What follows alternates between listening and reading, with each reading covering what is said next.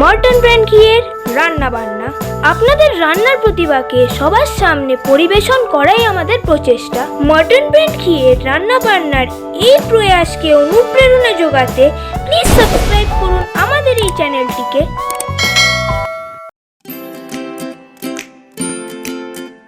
আমি ইন্দ্রাণী সরকার বেলেঘাটা থেকে চলে এসেছি মর্টন ব্র্যান্ড ঘিয়ের রান্না বান্নাতে। মর্টন ব্র্যান্ড ঘিয়ের স্বাদ ও গুণের তুলনা হয় না। এই ঘি দিয়ে যে রান্নাই করা হবে তার স্বাদ অতুলনীয়। আর এই ঘি যে স্বাস্থ্যের পক্ষে কত উপকারী তা বলার অপেক্ষা রাখে না। আজ আমি এই মর্টন ব্র্যান্ড ঘি দিয়ে রান্না করে দেখাবো ওটসের বরফি। ওটস বরফি বানাতে আমাদের কি কি লাগবে আগে সেগুলোর সাথে পরিচয় করে নিই। লাগছে ওটস, সুজি, চিনির শিরা, একটু ফুড কালার দেওয়া আছে, কাজু কিশমিশ, অবশ্যই মর্টন ব্র্যান্ড ঘি।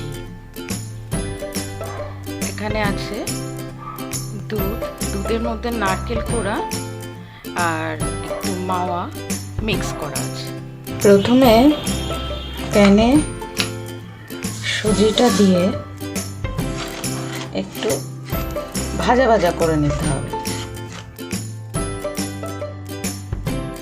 এরপর দিয়ে দেব, আমরা ইউজ করছি মর্টন ব্র্যান্ড ঘি। অল্প ঘি দিয়ে পুরো সুজিটা একটু নাড়াচাড়া করে, এটা পুরোই কিন্তু ওটস বরফিটা পুরোটাই ঘিতে হবে।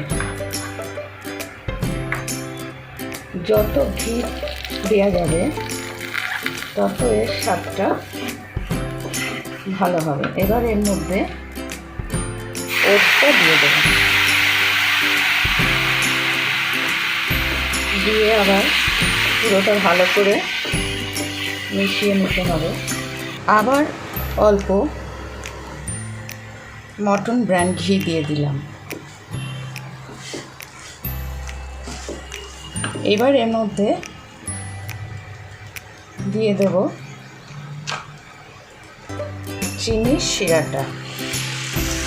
একটু এর মধ্যে ফুড কালার মেশানো আছে।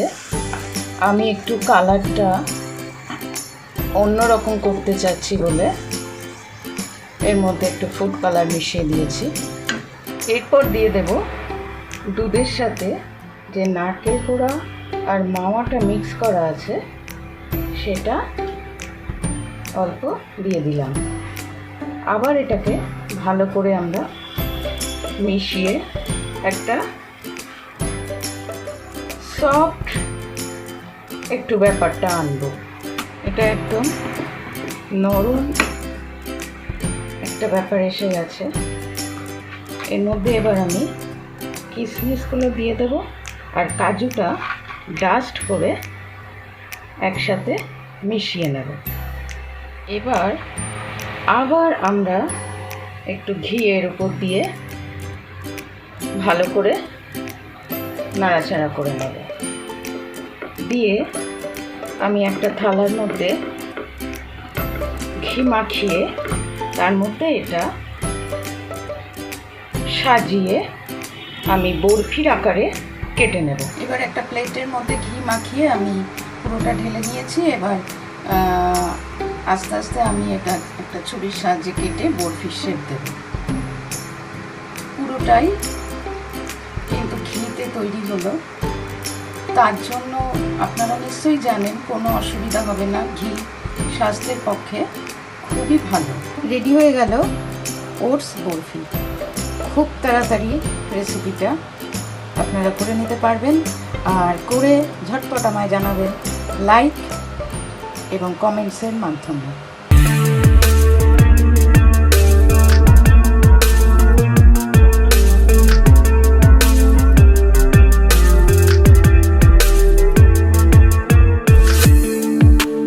সাবস্ক্রাইব করুন আমাদের এই চ্যানেলটিকে।